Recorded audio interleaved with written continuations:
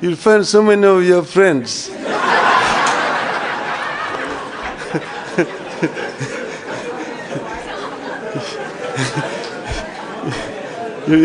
So spend a long time just greeting them. How are you?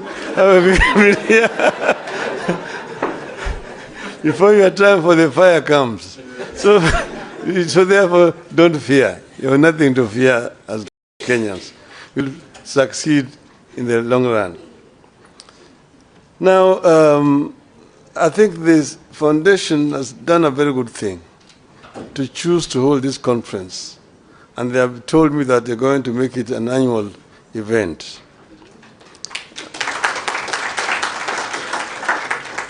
So it is my real pleasure to speak to this distinguished audience at a time the country is undergoing profound challenges with no end in sight. My task is to share with you the alternative economic pathways proposed by the Azimio la Umoja One Kenya Coalition Party for the people of Kenya. I will do that with pleasure. But before I do that, let me thank the Konrad Adenauer Foundation, Stiftung, as it's called in German, for putting together this conference on the subject of transforming a nation. It is proper that a foundation that bears the name of the man who presided over the reconstruction of Germany after the Second World War should get us together so that we can discuss our own reconstruction. I happen to have been in Germany during its days of reconstruction and transformation, and I can say two things without fear of contradiction.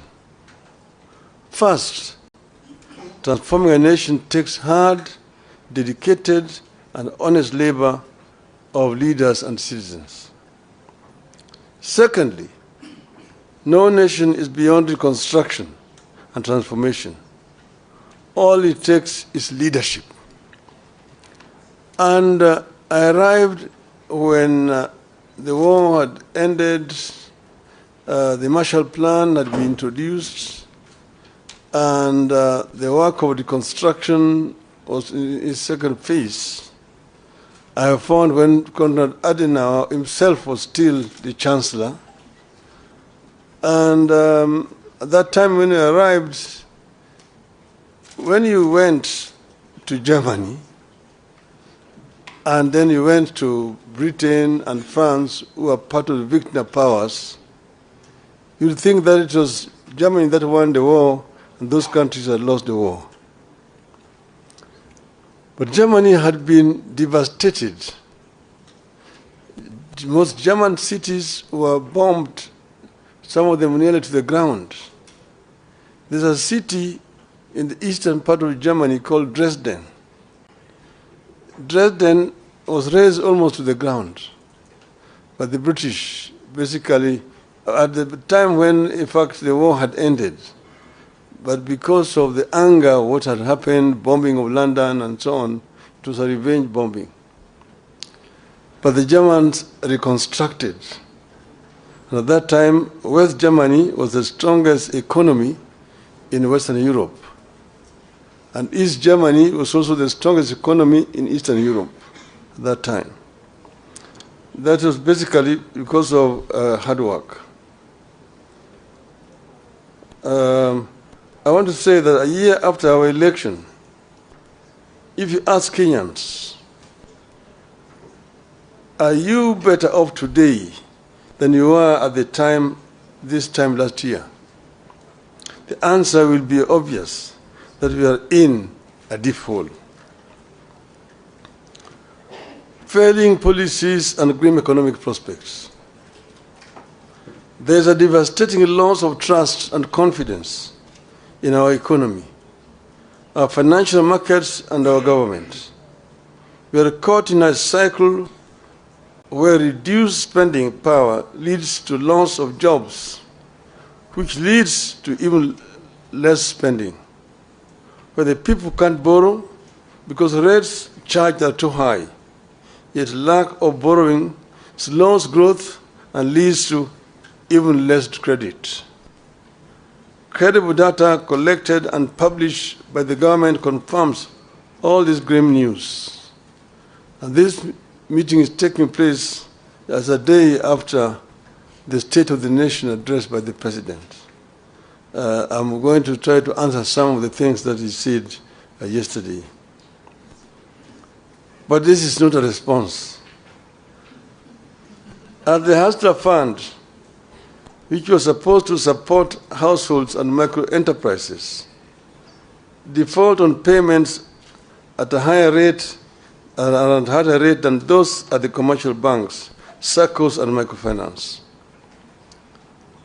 Out of the Hustler Fund's outstanding, that is 10.2 billion shillings worth of loans in the last 9 months, 29% is deemed to be portfolio at risk, implying it has not been serviced by the borrowers as per agreed schedule.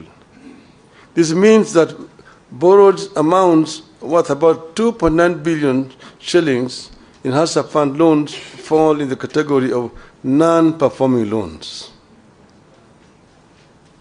Job cuts are back to the rate where they were during the COVID.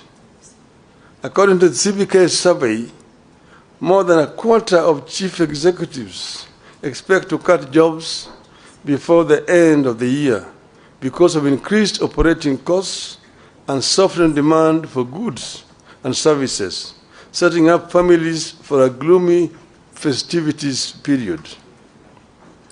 The Central Bank of Kenya is the survey that targeted CEOs of more than 1,000 private sector firms through online questionnaires shows that 26.3% of those surveyed expect to cut their workforce between now and the end of the year, while 63.5% will not be hiring any new staff. At the Nairobi Securities Exchange, some 6,256 foreign investors fled in the last 9 months. This is 42% of foreign investors in the country. This exodus is a result of the rapid but unstable tax policies that are scaring away foreign investors and leading to low revenue collections. In October, the same National Security Exchange was ranked the worst performing African bars in the first 9 months of the year in dollar returns. Investors prefer a country with a stable taxation policy, a stable currency, and a growing economy. The current regime is changing tax policy frequently, mismanaging the shilling, and weakening economic growth. Kenyans are ditching mobile payments. A number of local SMEs using payment methods such as pay bills and Lipa na M-Pesa are now asking their customers to use cash when paying for goods and services to avoid taxation. Fuel consumption fell rapidly between January and June, dropping to the lowest levels in the more than 5 years. Up to 85% of firms are not paying corporate taxes. At least 8 in 10 companies in Kenya did not pay taxes on earnings last financial year. This signals a tough economic environment that hit sales, prompting some businesses to scale down operations. The Kenya Revenue Authority, KRA, missed its revenue target for the first quarter of the current financial year by 79 billion Kenya shillings. Of course, the story of the Kenya shilling on a free fall bears no repeating. It is obvious to everybody. From 120 to the dollar, to now 159. I could go on and on, but I beg to stop there so that we can get into what Azimio thinks. The fact is, many Kenyans are both anxious and uncertain of what the future holds. The country is going through a recipe of policy mistakes, failures, and shortcomings served in an authoritarian, paternalistic leadership style. Nobody in government cares about building broad public support around these programs. Everything is forced down everyone's throats.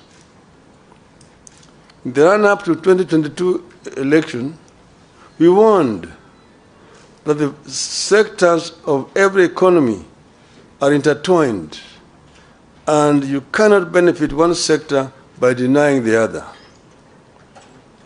We warned that Kenya Kwanza was never going to help the hustlers by robbing the rich and the middle class. In the wake of the Finance Act of 2023, we warned that no nation can ever tax its citizens into prosperity. We are concerned that it is getting too late to change the course. We fear that consequences of the foundation laid in the first year of this administration could linger for years if nothing is done. Our country could lose the competitive edge that it has always had in the region and sub-Saharan Africa. This bad situation could easily get out of hand. What is to be done? For us in Azimio, reduction in the cost of living is a priority economic imperative. This will be achieved by providing some basic relief to citizens, including reduction of taxes and stimulating production. To release resources to achieve these objectives, government must cut the budget by an estimated 500 billion shillings. The current policies have hit low-income families particularly hard. These are the same low-income families that the administration promised to lift up. These families spend more than 40% of their income on food. They deserve and require relief. In particular, we must cut fuel taxes and raise social welfare payments. At this time of duress, we demand tax cuts, not increases. Kenyans need to see their taxes go down, not up. We believe the current taxation regime is not sustainable. We warned at the beginning that beyond a certain point, increasing taxes leads to lower collection. It has become real as Kenya Revenue Authority misses one revenue target after another. Tax on fuel is up, but fuel levy collection is down. We were doing this as a result of our experience when we formed government under NASA. Under NASA, we found an economy that was stagnant, and the growth was negative. Revenue collection was very low, and the Paris Club had actually clamped down on the government. So the government was actually just limping. And when we came into government, what we did was to address the two sides of the balance sheet, income and expenditure. We found out the government was collecting 200 billion shillings of all that was being collected. We looked at the sources of revenue, customs duty, income tax, the VAT, and so on. And then the other side, expenditure, how they were procuring. You looked at revenue officers, those officers in the customs, in the income tax department, in the VAT, and procurement officers in all the ministries. They were the boys in town. They're the ones who are buying apartment blocks in town, the ones who are driving the latest models of cars, Mercedes, Toyota, what have you. They're the ones who are building castles in rural areas. They're the ones who are building high-rise buildings in village markets. If you did a lifestyle audit, you're able to catch them. And we did lifestyle audits and caught very many of them. We sacked some we sent to jail. And all of a sudden, revenue rose up. From 200 billion shillings within the 6 months from January to June, we went up by 100 billion shillings. We collected 300 billion shillings. So you said the answer is not to increase taxes, but to spread out, widen the net, and lower the taxes, and you get more revenue. The following year it went 500 billion, 700 billion, 900, we reached 1 trillion. We were able to finance most of our budget from local resources without having to borrow from donors. 95% of our development expenditure was coming from local revenue. And that's why we were advising the inadvisable that you don't have to increase taxes to get revenue. Procurement, because you can raise revenue, but it all just goes into people's pockets. We found that under Moi, there was a procurement law which says that any item above 100,000 shillings had to be procured competitively. In other words, you have to advertise in at least 3 newspapers. There must be at least 3 bidders, and you procure competitively. Each and every ministry has a procurement officer seconded from the treasury who was in charge. We found that each procurement officer had 3 companies registered.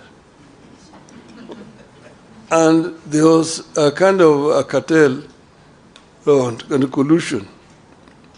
The one in Ministry of Finance is supplying Ministry of Education. The one in Education is supplying health. One is health is supplying roads. One road is supplying agriculture. And if you are the tender, there will be 3 companies. All those 3 belong to one person. And of course, the building, the commission, which is shared among various commission officers. An item that's supposed to be procured at 100,000 shillings goes for 5 million shillings. And that's where the money is being lost.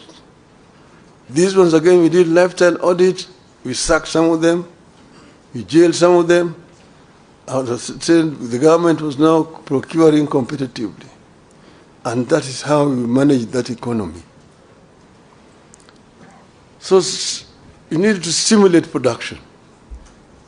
Interest rates need to come down in order to stimulate economic activity. This is particularly urgent and critical, given that in the Finance Act of 2023, the regime is pursuing higher spending and taxes for the next 2 years. Businesses will obviously pass the costs to consumers, worsening the cost of living further. We needed to invest in direct relief to individuals through programs that put money directly into the people's pockets. Which is why we asked the Kenya Kwanza to continue with and expand the Kazi Mtaani program. and it can be expanded the way we did it ourselves there, kazi kwa vijana, to the rural areas as well. Investment in labor-intensive programs like road construction, rural water systems, afforestation, and so on. This has proven over the years to yield positive results.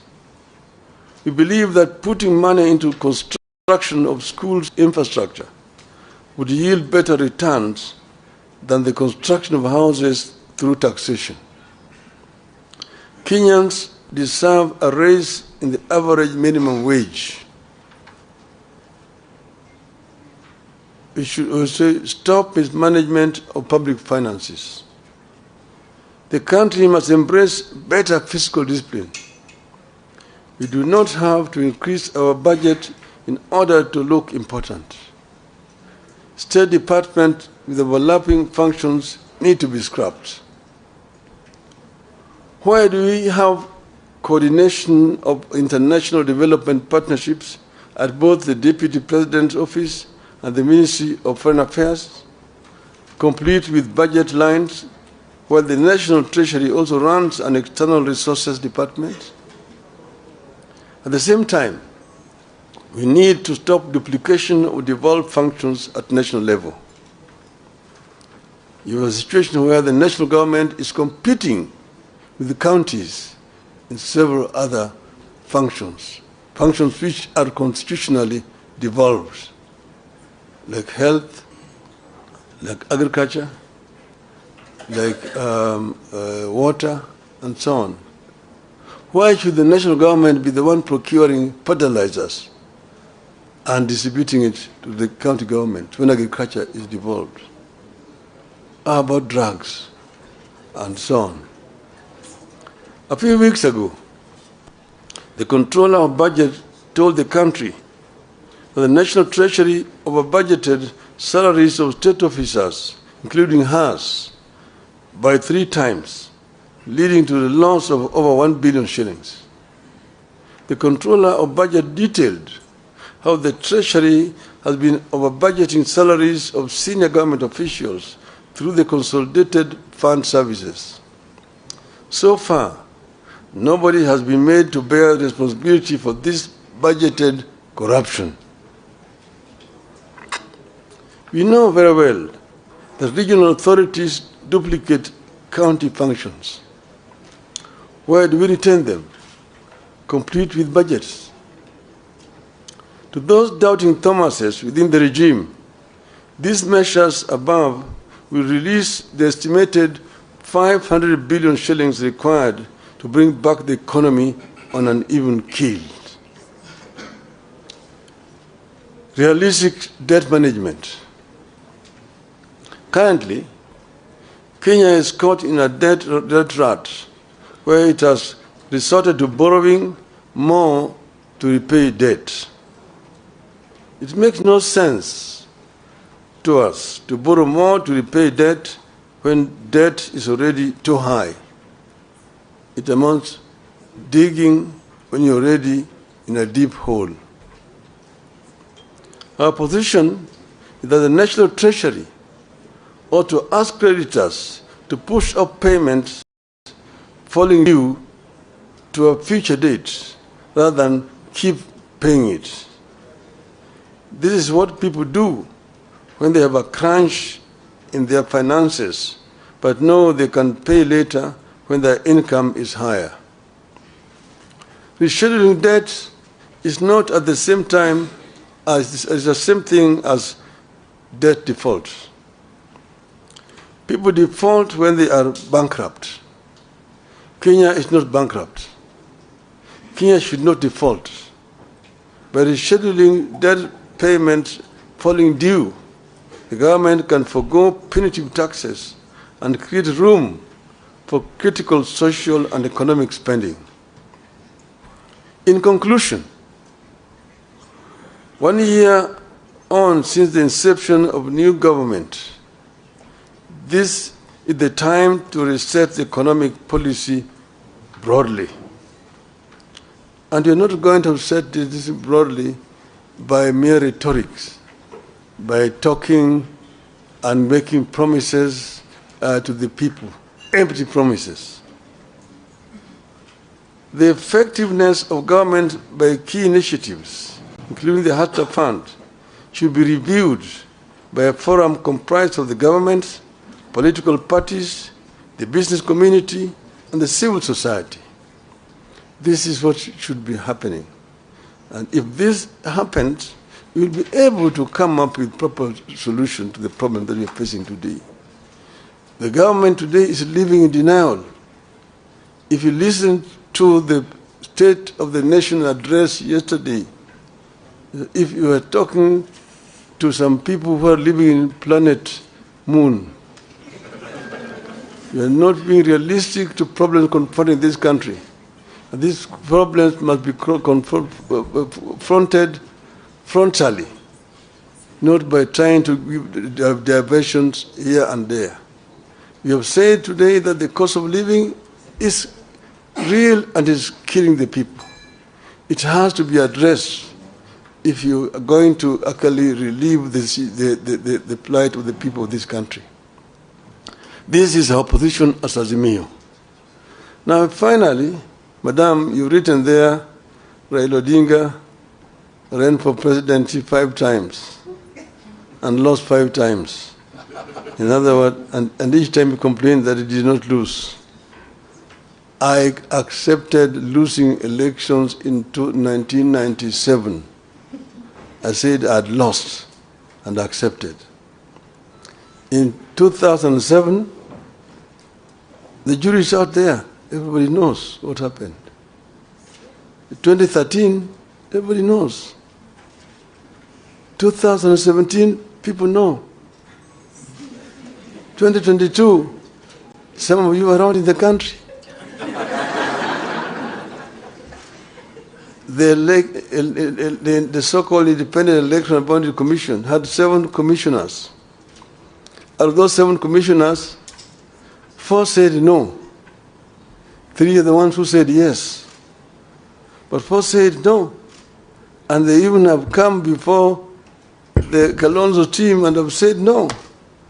And they have said that the chairman erred, that up to now he has not published the results of the elections in accordance to the law. And to me, they say that 4 is bigger than 3. If the majority say that I won the elections, I cannot say I lost it. Yes. And that's why, irrespective of what the Supreme Court said, I thank you very much.